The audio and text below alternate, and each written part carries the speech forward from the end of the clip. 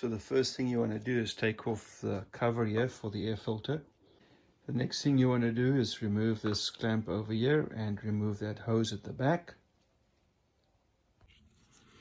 Once you've done that, the next step then is to remove this electrical connector down here, and then you're going to remove this clamp over here and this air duct from the box. Then you'll notice that it has two clips over here that you'll remove. There's a hinge on the other side, and that will just open up for you. This pipe here should be pretty easy to get off. Just take off the clamp and then you can just wiggle off the pipe. There you go. It's just an air hose. It just slips right off. This electrical connector is just a clip. You just push down on the top and then you pull out and the whole thing comes out just like that.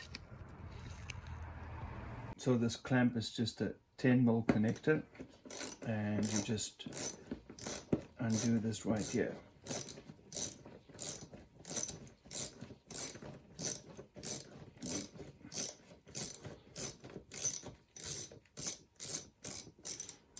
Just loosens it right up.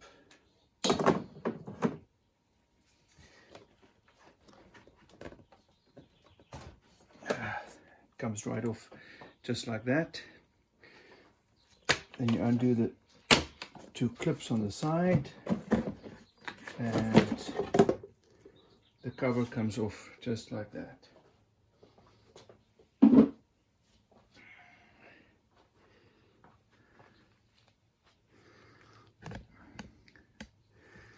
There you see the air filter, and it just lifts out like that. And this is where you want to look and see if it's dirty. You see the dark color over here? This is what we want to clean up. Now I'm just going to blow out all the gunk over here, and then I'm going to not replace it this time around, but I will replace it in a not too distant future.